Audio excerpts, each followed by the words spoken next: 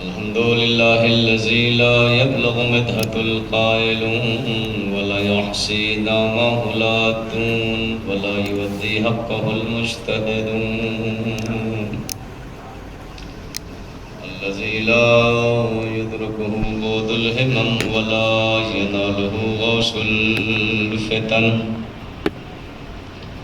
الذي ليس لصفته حد محدود ولا نعت موجود ولا وقت معدود ولا أجل ممدود فقر الخلائق بقدرته ونشر الرياح برحمته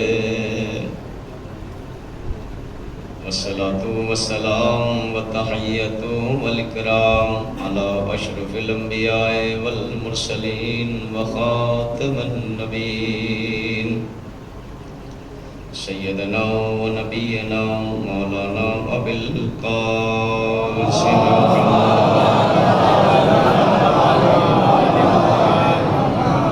وعلى أهل بيته الطيبين الطاهرين المعصومين المنتجبين المنتخبين المظلومين الذين أذهب الله عنهم الرجس وطهرهم تطهيرا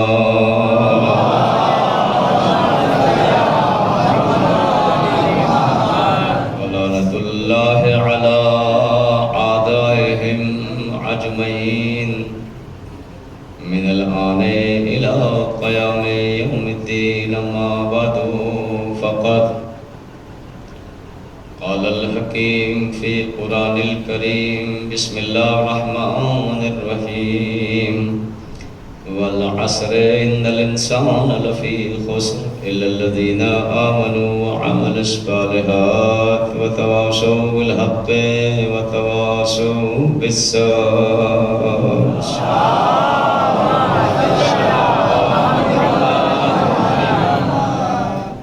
حضرات گرامی قدر بزرگان محترم، عزاداران امام حسین علیہ السلام، عشرہ مجالس 40 ٹی ہاؤس کی یہ تیسری گفتگو، عنوان گفتگو ہے انسان، اور موضوع گفتگو بنایا ہے قرآن مجید کا وہ مشہور معروف سورہ جس کو سورہ والعصر کہتے ہیں۔ مسلسل آپ کی خدمت عالیہ میں عرض کر رہا ہوں کہ اللہ اس سورے میں قسم کھا کے کہہ رہا ہے کہ ساری انسانیت گھاٹے میں ہے، خسارے میں ہے، نقصان میں ہے۔ والعصر ان الانسان لفی خسر۔ بڑی عجیب سی بات پہلے دن میں نے آپ کی خدمت میں عرض کیا تھا، اللہ کو قسم کھانے کی کیا ضرورت ہے؟ اس کا مطلب قسم میں کوئی نہ کوئی اللہ کا ایک راز چھپا ہوا ہے، ورنہ کوئی یقین کرے یا نہ کرے اللہ سے کیا، اللہ کو آپ کو یقین دلانے کی ضرورت نہیں ہے۔ دیکھیے سائنس کے پڑھے لکھے لوگوں نے یہ کہا ہے کہ دیکھنا ہی یقین ہے۔ سائنس یہ کہتی ہے کہ دیکھنا ہی یقین، لیکن امیر المومنین علیہ السلام کیا فرماتے ہیں؟ یقین ہی دیکھنا ہے۔ صلوات پڑھیں محمد والے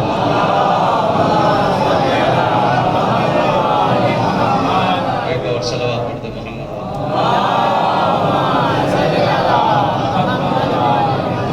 سائنس کا فارمولہ بدلا یہ ہے کہ دیکھنا ہی یقین ہے، لیکن امیر المومنین فرماتے ہیں یقین ہی دیکھنا ہے۔ اس لیے کہ بہت سی چیزیں دیکھنے میں تو آتی ہے، یقین میں نہیں آتی، اور جو یقین میں آ گیا وہ 100% دیکھنے میں آتا ہے۔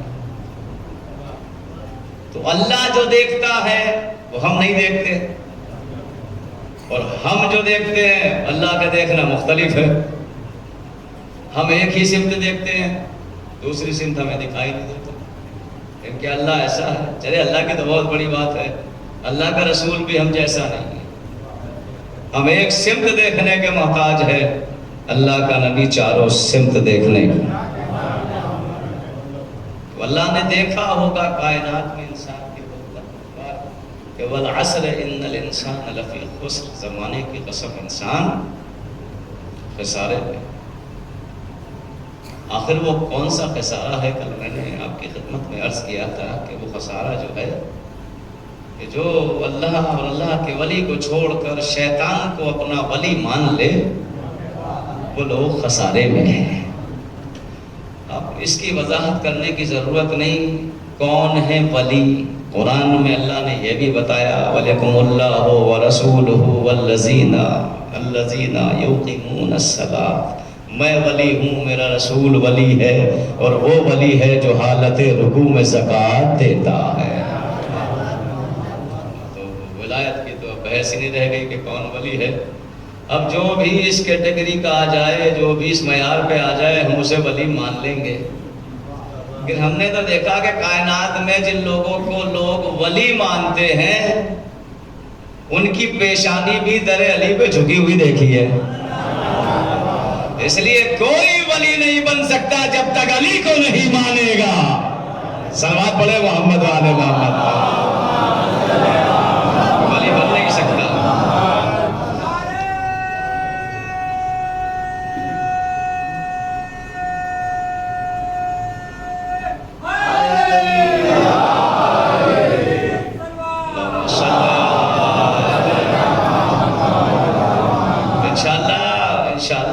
تشریف لایا کرے عشرۂ مجالس میں یا جہاں بھی مجلس ہوتی ہے، ٹینشن لینے کی کوئی بات نہیں ہے۔ بیماری فرش اعضاء پہ نہیں آتی، بیماریاں فرش اعضاء سے بھاگتی ہے۔ جی، جو مفلوج ہوتے ہیں، جو مریض ہوتے ہیں، وہ حسین کے غم سے ٹھیک ہوتے ہیں، اور یہ ریکارڈ ہے کائنات میں کہیں بھی۔ ورنہ آپ دیکھیے انسان کو آج کہیں سکون نہیں ملتا۔ بڑے بڑے لوگ جو کروڑ پتی ارب پتی ہے، سکون نہیں ہے، شہروں میں چلے جاتے ہیں، جنگلوں میں چلے جاتے ہیں سکون کے لیے، کہیں اطمینان نہیں۔ سب کچھ ہونے کے بعد اطمینان نہیں ملتا، اور مل ہی نہیں سکتا سب کچھ ہونے کے بعد اطمینان۔ بس اطمینان تو دو ہی جگہ پہ ملتا ہے۔ جی جی، یطمئن بذکر اللہ۔ اگر کہیں اطمینان ملے گا تو ذکر خدا سے ملے گا، اللہ کے گھر میں ملے گا، اور اس کے بعد اگر کہیں اطمینان ملے گا یا تو عزا خانوں میں ملے گا یا ذکر اہل بیت میں ملے گا۔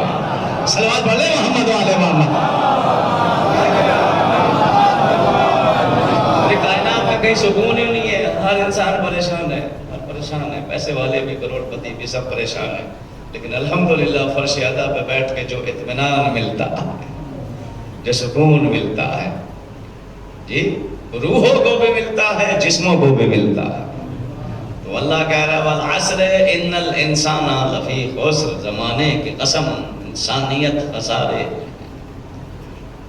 انسانوں کی کثرت خسارے میں ہے۔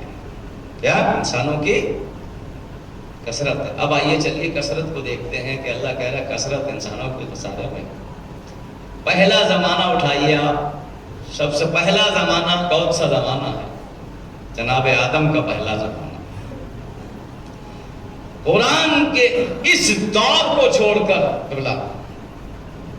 پہلے زمانے کے دور کو چھوڑ کر آج تک آپ جتنے دوروں کو دیکھیں گے، زمانوں کو دیکھیں گے، انبیاء کو دیکھیں گے، نبیوں کے دور کو دیکھیں گے، ہر دور کثرت نقصان میں رہی ہے۔ بس ایک پہلا زمانہ، پہلا دور ایسا ہے کہ جہاں قلت فائدے میں تھی، کثرت نقصان میں تھی۔ توجہ کیجیے گا جی، پہلا دور کس کا؟ جناب آدم کا۔ 4 فرد ہیں اس زمین پر رہنے والے، جناب آدم، جناب حوا، جناب حابیل اور قابیل۔ قرآن کا یہ پہلا دور ہے جہاں کثرت فائدے میں ہے اور قلت نقصان میں۔ جی، پہلا دور جناب آدم، جناب حوا اور جناب حابیل۔ ایک طرف ہے عدل اور ایک طرف ہے ظلم۔ اس دور کو چھوڑ کے آپ جتنے بھی انبیاء کے دور دیکھیں گے، ہر دور میں کثرت نقصان میں رہی ہے، قلت فائدے میں رہی ہے۔ جناب نوح کا دور دیکھیے گا، کثیر لوگ نقصان میں کہا اللہ نے، کثیر لوگ نقصان میں تھے. اور قرآن میں جناب نوح نے کتنی تبلیغ کی؟ 950 برس. جی. اور قرآن میں آیت ہو گئی آمنا الا قلیلا، کہ 950 برس تبلیغ کرنے کے بعد بھی جناب نوح نے ایک یا ایک سے زیادہ کو کلمہ پڑھوایا. قرآن کی آیت ہے ایک یا ایک سے زیادہ کو. تو جناب نوح کے دور میں بھی کثرت نقصان میں، قلت فائدے میں. جناب ابراہیم کے دور میں دیکھیے آپ، کثرت نقصان میں، قلت فائدے میں. تو اب تو کثرت پہ ناز نہ کرو، نہیں پہنچے دین. بہت سارے لوگ کہتے ہیں ہم بہت زیادہ ہیں اس لیے ہم فائدے میں ہیں، اس لیے کہ اللہ کو کربلا بنانی تھی اور قیامت تک مثال دینی تھی. کثرت پہ ناز مت کرنا، کثرت نقصان میں رہے گی، قلت فائدہ میں رہے گی. آؤ کربلا میں چلو، ایک طرف لاکھوں کا لشکر تھا، ایک طرف 72 تھے. صلوات بھیجے محمد والے محمد پر، سے بہتر صلوات بھیجے محمد والے پر.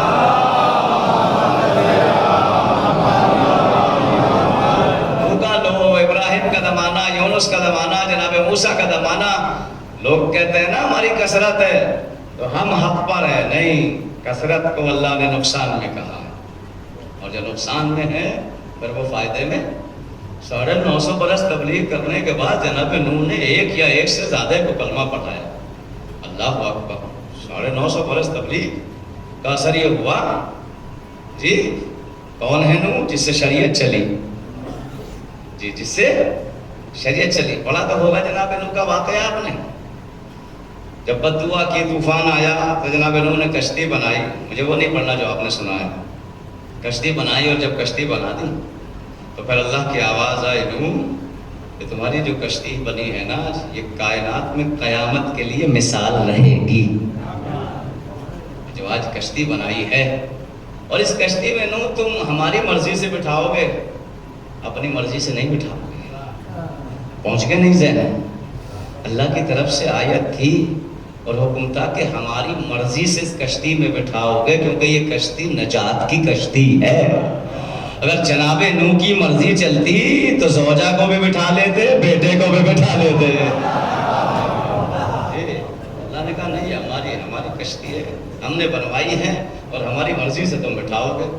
جناب انہوں نے کہا ٹھیک ہے اللہ تیری مرضی سے بٹھاؤں گا. کس کو بٹھاؤں؟ بہت سارے شریر کو بٹھایا، پرند کو بٹھایا. اللہ کی آواز آئی، نوح شیر کو بٹھاؤ کشتی میں.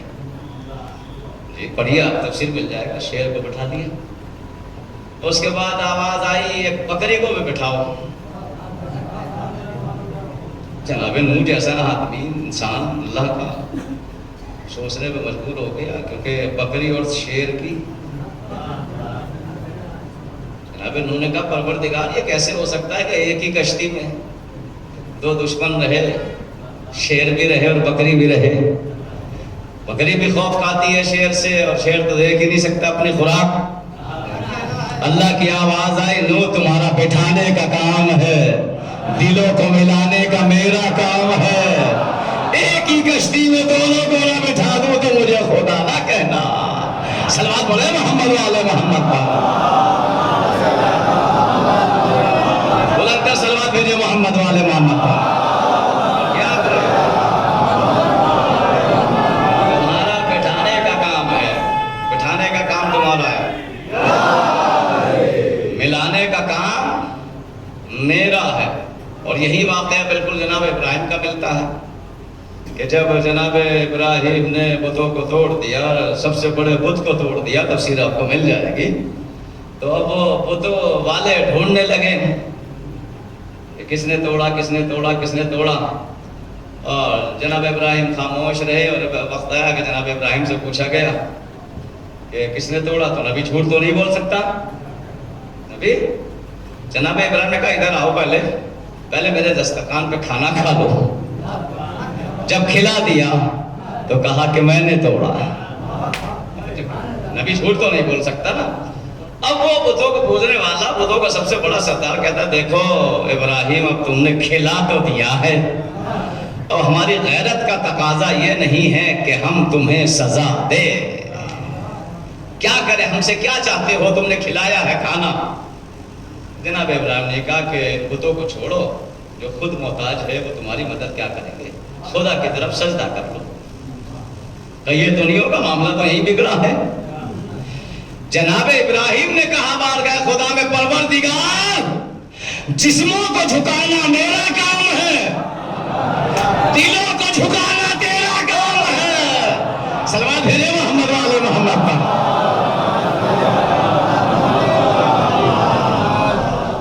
تو انسانیت خسارے میں ہے، گھاٹے میں ہے انسانیت۔ جناب ابراہیم مہمان نواز تو تھے نا، یہ تو سنا ہوگا آپ نے جی۔ ایک دن جبریل بھی آ گئے، جناب ابراہیم کے پاس آتے جاتے رہتے تھے، تو جناب ابراہیم نے حسب دستور کی طرح دسترخوان بچھا دیا، کیا بسم اللہ عمل فرمائیے۔ جبریل نے کہا ابراہیم کوئی ہم کھاتے ہیں کیا، ہم تو مبرہ ہیں ان چیزوں سے۔ کہا نہیں تم تو مبرہ ہو لیکن میں تو کھلاؤں گا۔ توجہ کیجیے، دسترخوان تو بچھا مشہور ہے، جناب ابراہیم پکڑ پکڑ کے کھانا کھلاتے تھے۔ کھانا کھلانے کا ثواب اتنا ہے، کھانا کھلانے کا ثواب اتنا ہے، جو عام آدمی کو کھانا کھلائے اللہ اس کو اتنا اجر دیتا ہے، جو حسین کے زائروں کو کربلا کھانا کھلائے تو کتنا اجر عطا فرمائے گا۔ صلوات پڑھے محمد والے محمد پر۔ حسین کو کھلائے، عام آدمی کو کھانا کھلانے کا بہت ثواب ہے۔ تو والد جناب ابراہیم نے کہا ہم کوئی کھانا تھوڑا ہی کھاتے ہیں، یہ ہم نے مان لیا ٹھیک ہے فرشتہ تو نہیں کھاتا، لیکن ہم نے دیکھا کہ جو فرشتہ جناب ابراہیم سے یہ کہہ رہا ہے کہ ہم کوئی کھانا تھوڑا ہی کھاتے ہیں، وہی فرشتہ روٹیاں لینے کے لیے در زہرا پہ 3 دن پہنچ گیا۔ کیا سن رہے ہیں آپ؟ صلوات بھیجے محمد والے محمد پر۔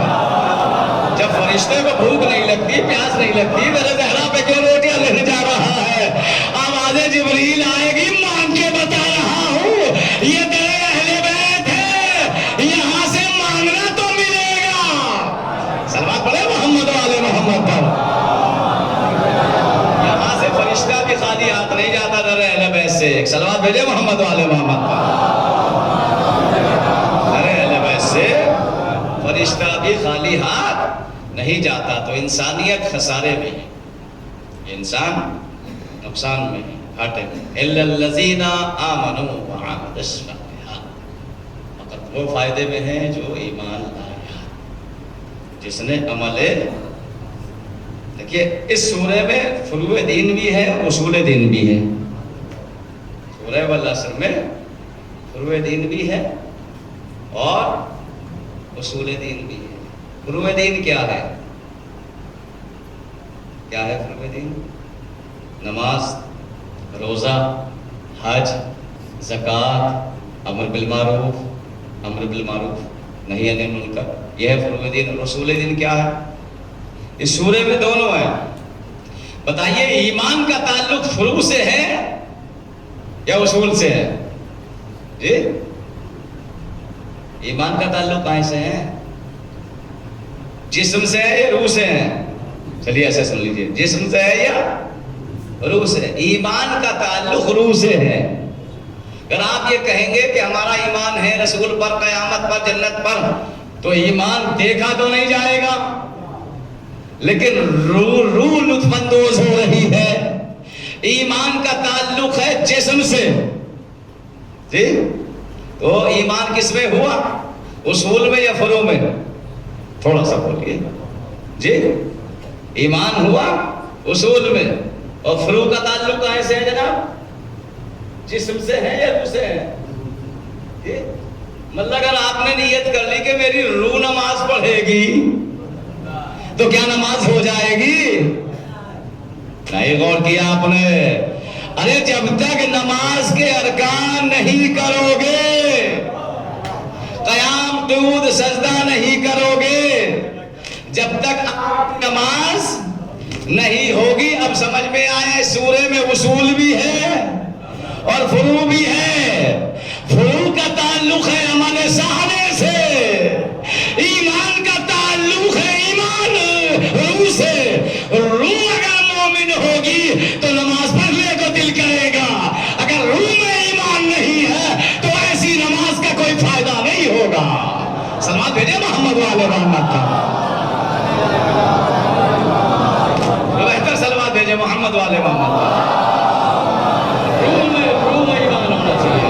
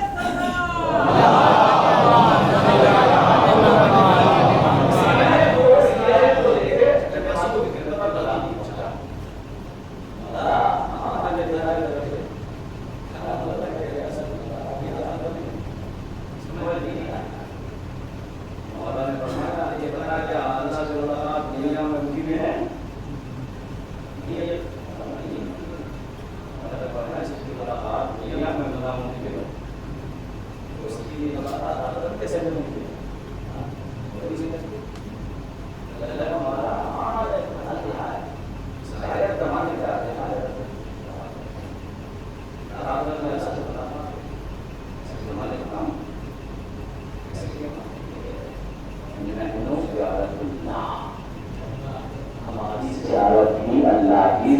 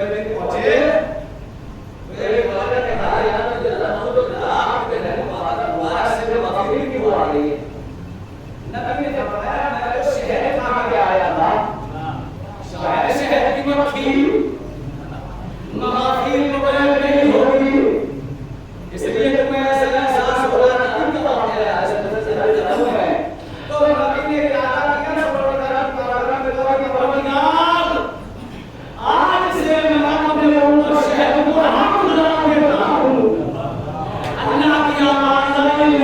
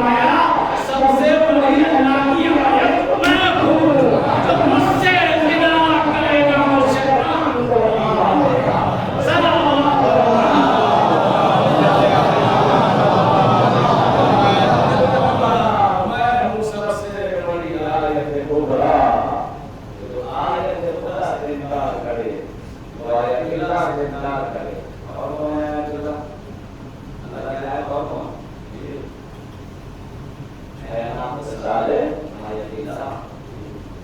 Nah, سارے جو ہے اللہ کی آیتوں میں ہیں.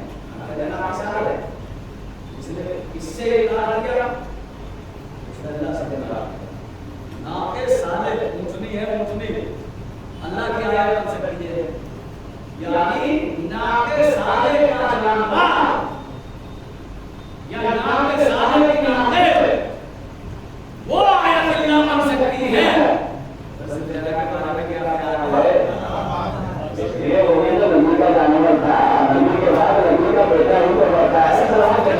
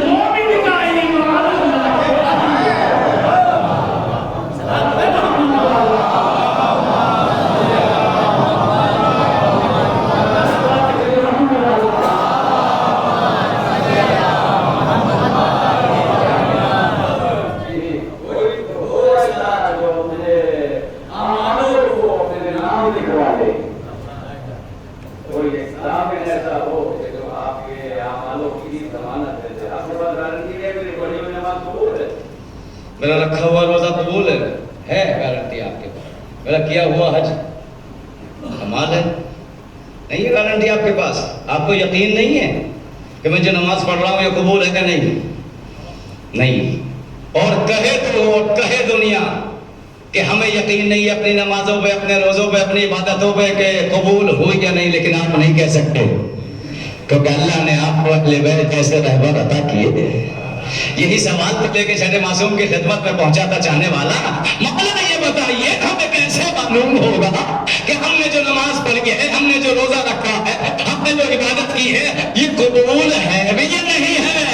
امام نے فرمایا کہ جب سے عبادتیں کرنی شروع کی ہے گناہ کم ہو رہے ہیں، نیکیاں بڑھ رہی ہے، تو سمجھ لینا کہ عبادت قبول ہو رہی ہے.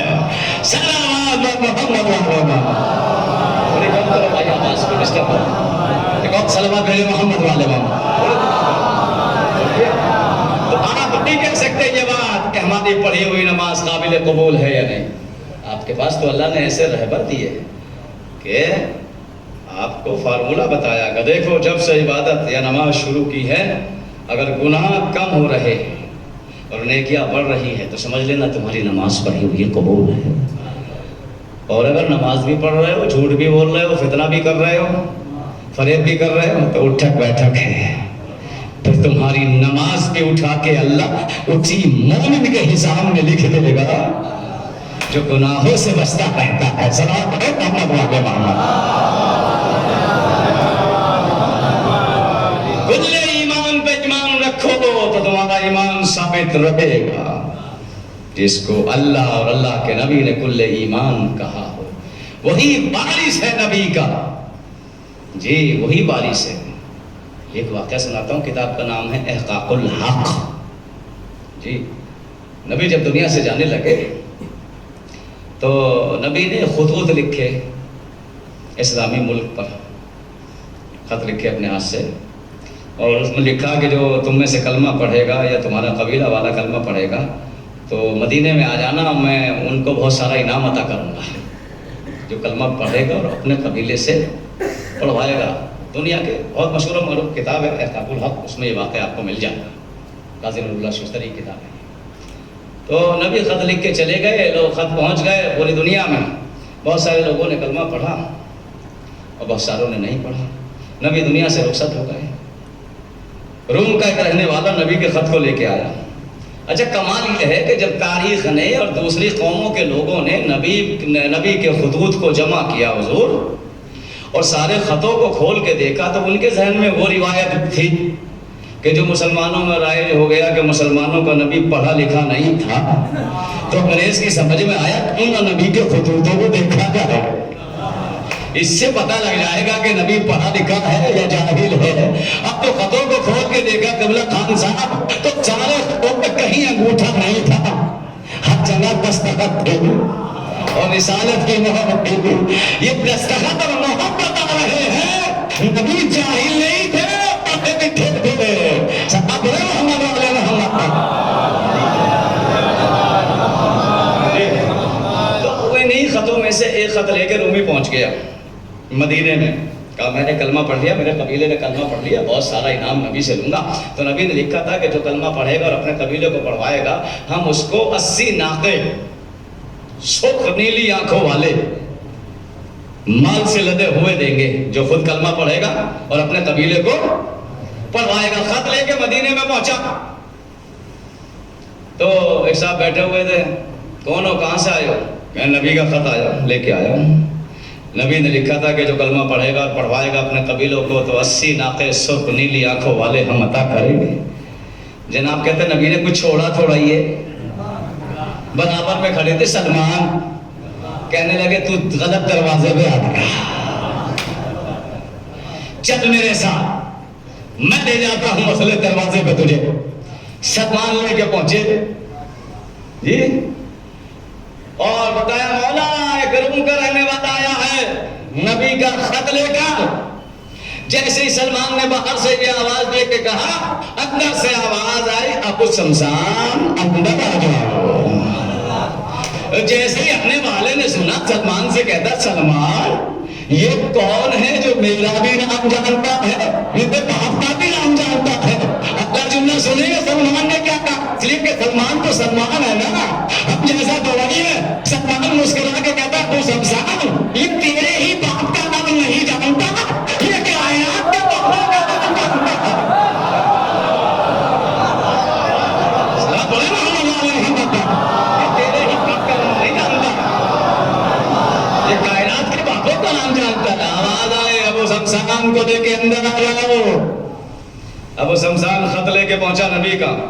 علی نے خط لیا، چوما، آنکھوں سے لگایا تو لکھا تھا نبی نے کہا جو کلمہ پڑھے گا اپنے قبیلے کو پڑھوائے گا ہم اسے 80 ناقے سرخ نیلی آنکھوں والے مال سے لدے ہوئے عطا کریں گے. اور علی نے کہا سلمان جاؤ کل اعلان کر دو مدینے میں کل صبح علی نبی کا وعدہ پورا کریں گے. ایک جملہ سنا دوں، تاریخ میں پڑھیے گا. مولا علی کے سارے کام صبح صبح ہوتے تھے، اس لیے کہ صبح کے کاموں میں برکت ہوتی ہے. جو لوگ نماز کو چھوڑ کے دیر تک سوتے رہتے ہیں اگر وہ فقیر ہو جائے تو اللہ سے شکایت مت کرنا. سب بڑے محمد والے محمد کا. اس لیے کہ جب رزق بڑھتا ہے تو آپ سوتے رہتے ہیں. وہ تو اللہ خالق ہونے کے اعتبار سے آپ کو اتنا دے دیتا ہے تاکہ آپ کی زندگی چلتی رہے. اللہ نے صبح کی نماز رکھی بھی اس لیے ہے، ورنہ اللہ کو کیا پریشانی تھی، اللہ کو کیا پتا تھا کہ آپ کو صبح صبح اچھی نیند سے جگائے. کہتے کس کو رزق لینا ہے، نماز کے ذریعے میری بارگاہ میں ہاتھوں کو پھیلا دے. یہ انسان بھی کتنا بے وقوف ہے، دنیا میں سب کے تک کو جا کے ہاتھ پھیلاتا ہے، اللہ کی بارگاہ میں ہاتھ پھیلاتے ہوئے سے بنتا ہے. سب بڑے محمد والے محمد دنیا کے دروازوں پہ رکھے گا جا کر. کہا سلمان اعلان کر دو. صبح صبح ہوتے تھے مولا علی کے سارے کام. سلمان اعلان کر دو کل نماز صبح کے بعد علی نبی کا وعدہ پورا کریں گے. سلمان نے اعلان کر دیا. صبح ہی لوگ نماز سے پہلے پہنچ گئے، نماز پڑھ کے سب کہاں پہنچے؟ کوہ احد کی پہاڑی کے نیچے، اور دیکھ رہے ہیں کہ آج علی دیکھے کیسے وعدہ کریں گے نبی کا، اس لیے کہ انہیں تو یہی اڑایا تھا، انہوں نے تو کہ نبی کو چھوڑ کے گئے ہی نہیں، وعدہ کیسے کہاں سے دیں گے؟ 80 ناقے سرخ نیلی آنکھوں والے مال سے لدے ہوئے، مجمع کوہ احد پہاڑی کے نیچے بھرا ہوا ہے، پورے مدینے کا مجمع پہنچ گیا۔ ابو طالب کے بیٹے نے رسول کا امامہ سر پہ رکھا، ابا کو ڈالا، کپڑا پہنی، عصا لیا، نالین پہنی، اور ساتھ میں بیٹے حسن کو لے کے چل رہے ہیں، اور مجمع علی کا انتظار کر رہا ہے کہ دیکھیں آج علی نبی کے وعدے کو کیسے پورا کریں گے۔ میں کہوں گا اس کا انتظار کر رہے ہو، پہلے کا آخری کا بھی تو کر لو۔ جی جی جی، دیکھ رہے کہاں سے ہوگا وعدہ پورا، کچھ ہے تو ہے ہی علی کے پاس، اور نبی کو چھوڑ کے گئے تھے، اور خط میں لکھا ہے کہ 80 ناقے سرخ نیلی آنکھوں والے پہنچے علی، اور جانے کے بعد تحریر کو بیٹے کو دیا، بیٹے حسن جاؤ نانا کا وعدہ پورا کرو۔ میں کہوں گا مولا لباس تو آپ نے پہن رکھا ہے رسول کا، اور وعدہ پورا کرا رہے ہیں بیٹے حسن سے، کہ یہی تو پیغام دے رہا ہوں دنیا کو، دیکھو ہم لباس کے محتاج نہیں ہیں، اس لیے حسن سے وعدہ پورا کر رہا ہوں، اور لباس کے لیے پہن رکھا ہے کہ رسول کی وراثت کے مالک بھی ہمیں ہے۔ جی، اور لباس خود پہنا، وعدہ بیٹے سے، کہا جاؤ بیٹے حسن نانا کا وعدہ پورا کرو۔ امام حسن نے تصویر تحریر لی، اور ایک مرتبہ ابو شمسان کو بلایا، ابو شمسان ادھر آ میرے برابر میں، اشارہ کیا، پہاڑی پھٹی، پہلا ناکا نکلا سرخ نیلی آنکھوں والا، جس پہ ہیرے جواہرات لگا ہوا تھا، جیسے پہاڑی سے باہر آیا ناکا، مہار پکڑی امام حسن نے اور ابو شمسان کے ہاتھ میں دے دی، اور کہنے لگے ابو شمسان ناکے کو کھینچتا رہا، ابو شمسان مہار کو کھینچتا رہا، ناکا نکلتا رہا، کھینچتا رہا، ناکا نکلتا رہا، کھینچتا رہا، ناکا نکلتا رہا، جب 80 ناکے نکل گئے، ابو شمسان کہتا ہے یا رسول اللہ اب کتنے نکلیں گے؟ ایک مرتبہ امام حسن فرماتے ہیں ابو شمسان اگر ہم روکے نہ قیامت تک ناکے نکلتے رہیں گے۔ سلام علیہ محمد علیہ محمد۔ یہ ہے ولی جس کو چھوڑ کر دنیا خسارے میں ہے، یہ ہے رسول کا اصلی جانشین، یہ ہے رسول کا ولی، اس کے بارے میں قرآن نے کہا ہے کہ ولی کو چھوڑ کے، اللہ کے ولی کو چھوڑ کر جو شیطان کو ولی مانتے ہیں وہی لوگ تو خسارے میں ہیں۔ ہے کوئی ایسا کہ جانے کے بعد نبی کے وعدے کو پورا کر دے؟ جی 25 سال کے بعد جب مولا علی نے نبی کے جانے کے بعد پہلی نماز پڑھائی مسجد نبوی میں، جی یہ وہ لوگ تھے جو مسلسل نبی کے پیچھے نماز پڑھ رہے تھے، جب انہوں نے پہلی نماز میرے مولا نے مسجد نبوی میں نبی کے جانے کے بعد پڑھائی، اور جب نماز پڑھا چکے تو لوگ علی کے ہاتھ چوم کے پتہ ہے کیا کہتے ہیں؟ یا علی آج تو ایسا لگا جیسے نبی کے پیچھے نماز پڑھی ہو، یا علی آج تو ایسا لگا کہ جیسے نبی نے نماز پڑھائی ہو۔ تعجب نہ کرنا جو شب ہجرت پہ ایسے لگے جیسے نبی سو رہا ہو، وہ ایسے نماز پڑھا ہو جیسے نبی کی نماز پڑھا تھا۔ سلام علیہ محمد علیہ محمد۔ جی جی، یہ نبی کے اصلی وارث ہے، یہ آپ کو خسارے سے بچائیں گے۔ والعصر ان الانسان لفی خسر الا الذین آمنوا وعملوا الصالحات۔ کون ہے حسین کے مقابلے پہ جس کا ایمان بڑا ہو؟ اس لیے کہ حسین کل ایمان کا بیٹا ہے۔ کوئی ہے کائنات میں حسین سے بڑا عمل صالح کرنے والا؟ ہے کوئی؟ نہیں، جو تیروں کے مسلح پہ نماز پڑھ رہے۔ کوئی ہے حسین سے بڑا صابر کربلا میں؟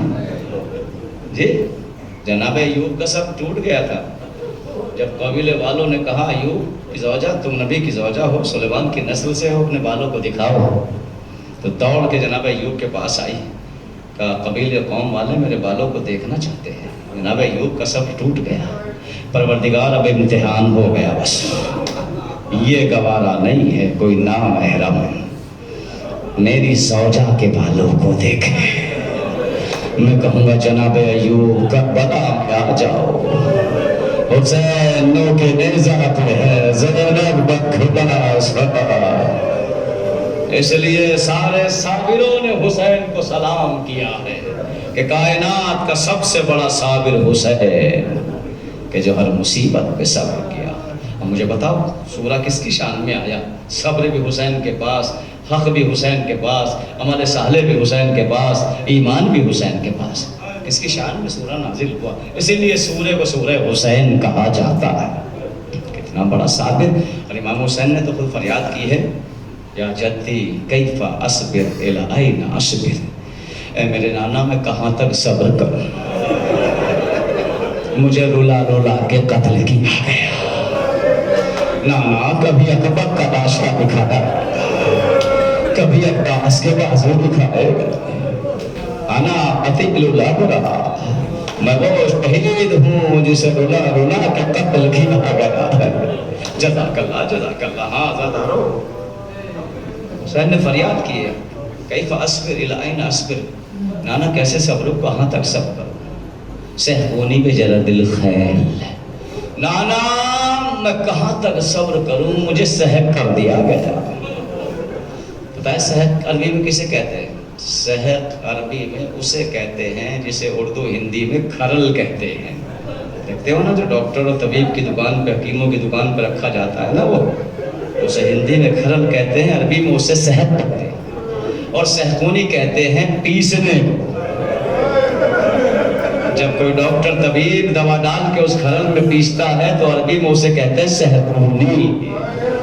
امام حسین مظلوم کہہ رہے نانا کہاں تک صبر کروں، سہکونی میں ذرا دل خیر، نانا مجھے کربلا میں پیس دیا گیا۔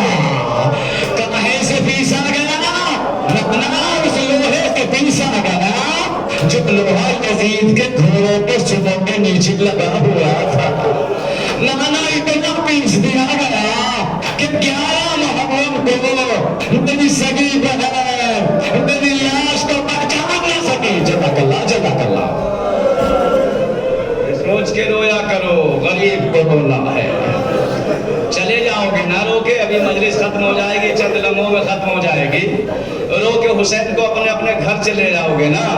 لیکن میں نے روایتوں میں پڑھا ہے ایک ماں بہت پہلے آتی ہے، جب کوئی نہیں آتا زیادہ کپنے میں آ کے بیٹھ جاتی ہے، اور آپ طلب جگن کی مجلس ختم ہونے کے بعد لیکن دکھیاری آپ کے کہنے کے بعد بھی گھنٹوں بھر سے قدم میں جاتی رہتی ہے، وہ نبی حسین اگر میرے چٹیوں کے بارے۔ جزاک اللہ جزاک اللہ، مولا آپ کو کم نہ دے۔ ہاں دادا چہلم کا مہینہ ہے، دھیرے دھیرے آ رہا ہے آپ کے ذہنوں میں حسین کا چہلم۔ 14ویں کی شب لگ گیا، زینب جلوس کو لے کے کوفے اور شام کے بازاروں میں کھڑی ہوئی ہے۔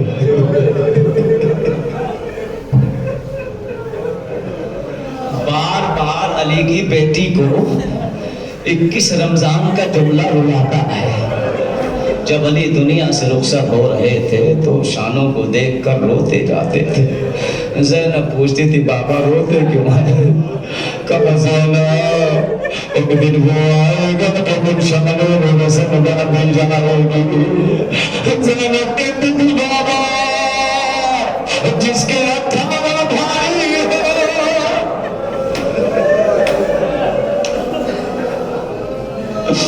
بار بار 21 رمضان کے جملے کو سوچ کر روتی تھی علی کی بیٹی۔ ہاں دانارو میں نے کل آپ کی خدمت میں پیش کی تھی ابن عتیبہ کی روایت۔ یہ قافلہ بڑے شہروں بڑے گاؤں دیہاتوں سے گزرا ہے جی، شہروں سے گزار کے لے گئے ہیں۔ پہلے اعلان کر دیا جاتا تھا خارجیوں کا قافلہ ہے، آؤ تماشا دیکھو۔ عزادارو جب یہ قافلہ ایک دیر پہ پہنچا تو ایک دیر میں ایک بوڑھا شخص اپنے دیر میں ٹہل رہا تھا، اس کے کانوں میں کسی غریب کی آواز پہنچی جو نو کے نیزہ پہ قرآن پڑھ رہا تھا۔ دیر سے باہر نکلا، کیا دیکھا؟ کچھ سر ہے جو نوں کے نیزہ پہ بلند ہے، ان کے نیچے کچھ بیویاں بیٹھی ہے جن کے سر پر چادریں نہیں ہے۔ اس صاحب دیر کی نظر امام حسین کے سر پہ پڑی، دیکھتا رہا مولا کے سر کو۔ شمر کو بلایا، کیا پروگرام ہے؟ کہاں کا پروگرام ہے؟ کہا چند لمحے یہیں تمہارے دیر کے قریب قافلے کو روکا جائے گا، اس لیے ابھی قافلہ آگے نہیں بڑھے گا۔ کوئی خبر آئی ہے کہ ڈاکوؤں نے کسی قافلے کو لوٹا ہے، لہذا قافلے کو چند لمحے یہی روکا جائے گا۔ ایک مرتبہ وہ دیر صاحب دیر کہتا ہے، ضعیف بوڑھا شخص، شمر اگر تم مجھ سے کچھ پیسے لے لے تو یہ جو سر ہے نوں کے نیزہ پہ مجھے دے دے۔ اب جیسے بھی رویا، کہتا ہاں 1000 درہم دیے، سر کو لے کے پہنچا، گلاب کے عرق سے دھویا، دھوتا جاتا ہے، روتا جاتا ہے۔ سر کو دھوتے دھوتے اس سر کے آنکھوں پہ نظر پڑی، آنکھوں کو دیکھ کے کہتا ہے، ایسا لگتا ہے کہ تیری آنکھوں کے نیچے جو نشان ہو رہے ہیں تیرے بیٹے کو تیرے سامنے مارا گیا ہے۔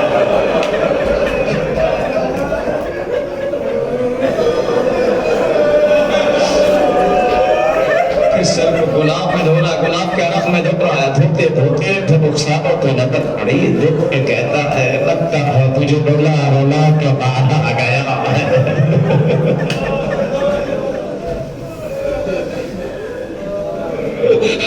سر کو دھوتے دھوتے خشک لبوں پر نظر پڑی، رو کے کہتا ہے، شاید تجھے پیاسا بھی مارا گیا۔ سر مجھے تیرے محبت میں مستانہ یہ بتا دے جو کس کا سبب ہے۔ اپنا ایک لمبا مقصد حسین کو بنا ہوا، بتا دے میرے کچھ یاد ہے۔ اپنے ایک دن مدینہ تھا، تو مدینے میں پہنچا، میرے نانا سے اولاد مانگنے کے لیے، میرے نانا نے تجھے منع کر دیا کہ دن ہوئے نانا کی گدی میں آیا، میرا بچپنا تھا، تیری جوانی تھی، میں وہی ہوں جس نے تجھے عطا کیا۔ اداکاروں جیسے یہ ظاہر دل میں سنا، سر کو پیٹنا شروع کیا، اے میرے آقا تو کیا کرا لوٹا کری، اب تجھے بتا دے بیویاں پاگل ہے، کالا ہی میری زینب باہر بیٹھی ہے، میری سکینہ رات کھڑی ہے۔ تاریخ نے جملہ لکھا، داہر چادر لے کے باہر گیا، سید سجاد ہاتھوں کو جو کے کہتے ہیں، مولا اے میرے مولا، میں آپ کی کھپیوں کے لیے چادر لے کے آیا ہوں، مولا کون سی بات ہے؟ زینب کو کبھی چادر ملتی تھی، شمر نہیں تھا، دلانا اٹھاتا تھا، زینب کی چادر چھیلتا تھا، زینب بد سے زخمی ہو جاتا تھا۔ جزاک اللہ، قربان اللہ۔ آزادارو یہ کوئی اور نہیں، یہ راہب اپنے دیر میں تھا، کہا مولا کیا قیامت ہے گئی، مولا اے میرے مولا مجھے معاف کر دے، کا راہب کربلا میں مارے گئے۔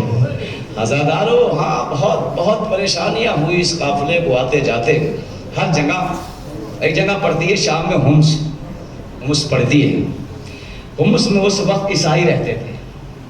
شمر نے اعلان کیا کہ اس قافلے کو ہمس کے شہر سے اندر سے گزارا جائے تاکہ پورے ہمس شہر والے تماشا دیکھ لیں۔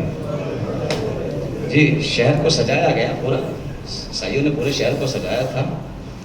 جب سجا لیا، جب جیسے قافلہ قریب آیا تو ہمس شہر کا وارث جو پادری تھا عیسائیوں کا، اس کے دل میں خیال آیا کہ اس سے پوچھا تو جائے یہ آخر قافلہ ہے کس کا جس کا تم دنیا کو تماشا دکھاتے پھر رہے ہو۔ بلایا، کہا شمر یہ بتا یہ کس کا قافلہ ہے؟ کہا یہ حسین ابن علی کا قافلہ ہے۔ کون حسین ابن؟ وہی نبی کا نواسا۔ کہاں نبی کا نواسا؟ کہا اس نبی کا نواسا جس کا تم کلمہ پڑھتے ہو۔ اللہ اکبر۔ اس نبی کا نواسا جس کا تم کلمہ پڑھتے ہو؟ کہاں اسی نبی کا نواسا ہے۔ پادری تلوار لے کے کھڑا ہو گیا، کہا نہیں، ہم جناب عیسیٰ کے گدھے اور بال کا اتنا احترام کرتے ہیں، تم کیسے کلمہ پڑھنے والے ہو؟ جس کا کلمہ پڑھ رہے ہو اسی کے بیٹے کے پلے پہ چھری چلا دی۔ پادری نے شہر میں اعلان کیا، نہیں یہ قافلہ خارجی ہوگا، ہمارے شہر میں داخل نہیں ہوگا۔ تاریخ لکھتی ہے مختصر سی جنگ بھی ہوئی شمر سے، لیکن سارے لوگ جب عیسائیوں کو معلوم ہوا کہ یہ کوئی اور نہیں نبی کا نواسا ہے، اس کے بچے ہیں، اس کے گھر والے ہیں، پورے شہر والے باہر آ گئے، کہا نہیں ایسا نہیں ہو سکتا۔ زینب تڑپ جاتی تھی اس منظر کو دیکھ کے۔ نانا یہ تو عیسائی ہے، نانا یہ کیسا کلمہ پڑھنے والے تو تم امتوں میں کہاں دل میں بھی ہے۔ چھوٹی سی روایت پڑھوں گا شہزادی سکینہ کی، اس لیے کوئی مجلس میری مکمل نہیں ہوتی جب تک شہزادی سکینہ کا مسائل نہ پڑھو، اور اس لیے کہ سکینہ آل محمد کی جان ہے۔ سکینہ آل محمد کی جان تھی۔ کیوں کہا میں نے؟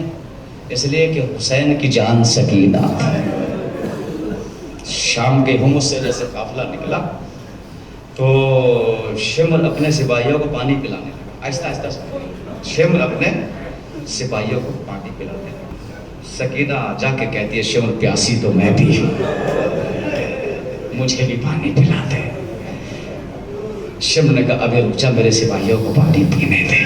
سوگ نامہ آل محمد کا کتاب کا نام، اس میں آپ مل جائے گی روایت۔ جب سپاہیوں کو پانی پلا دیا، سکینہ کہتی ہے پیاسی تو میں بھی ہوں۔ حجت کو تمام کرنی تھی نا علی نبی حسین کی بیٹی کو۔ جب سپاہیوں کو پلا دیا تو اس کے بعد گھوڑوں کو پانی پلانے لگا۔ سکینہ بڑی حسرت سے دیکھ رہی ہے، دیکھوں گا کہاں تک آپ خاموش بیٹھتے ہیں۔ مومن کی علامت یہ ہے کہ جب مظلوم کے بارے میں سنے تو اس کی آنکھوں میں آنسو نہیں ٹھہرتا، حرارت پیدا ہوتی کہ ہمیں حسین سے دلوں میں اذعان ہو۔ ایک مرتبہ سکینہ کہتی ہے شمر پیاسی تو میں بھی ہوں، عددارو جب گھوڑوں کو پانی پلا دیا۔ ایک مرتبہ سکینہ کہتی ہے شمر مجھے پانی دے دو، عددارو شمر کہتا ہے وہ گھوڑے گرمی کی وجہ سے ہاتھ رہے ہیں، ابھی مشکا کہنا کھولا گھوڑوں کے سنوں پہ پانی ڈالنا شروع کیا۔ سکینہ کہتی ہے شمر کو نصیب میں بھی ہوں، عددارو شمر کو رحم آیا۔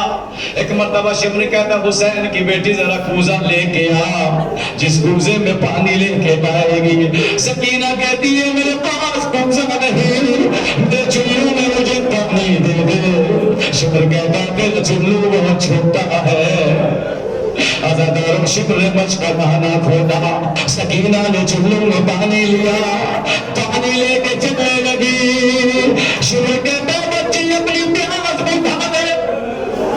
سکینہ کہتی ہے شمر میں تمہیں بھی پانی نہیں مانگ رہی، میرے بھیا سے جوان ہتھکڑیوں کا گروہ اتنا ڈال ہو گیا کہ سب کا گوشت کٹ کے زمین پہ بہتا ہے۔ سکینہ چلو میں پانی لے کے سجدے سجاد کے پاس پہنچی، میرے بھیا زمین پہ بیٹھ کے کبھی ہتھیلیوں کو ٹھنڈا کر کے سجاد قدم گئے۔ میرے بہن سکینہ تم بھی تو پیاسی ہے، ہمارے سجاد کی دعا ہتھیلیوں کا دعا دوست قدم ہو گیا تھا۔ بازار شام میں جب وہ بہتا جاتا تھا سکینہ روتی جاتی تھی۔ انا للہ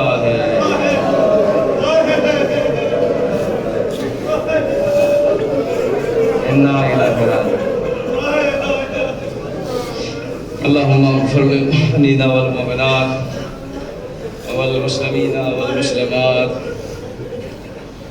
الأحياء منهم والأموات تابع بيننا وبينهم بالخيرات إنك مجيب الدعوات إنك على كل شيء قدير. پروردگار ان آوازوں پہ رحمت نازل فرما، ان ہاتھوں پہ رحمت نازل فرما جو ماتم حسین میں اٹھتے ہیں، ان دلوں پہ رحمت نازل فرما جو غم حسین میں روتے ہیں. یا اللہ اہل بیت کی مظلومی غربت کا واسطہ ہمیں کوئی غم نہ دینا چہلم سے پہلے سوائے غم حسین علیہ السلام کے.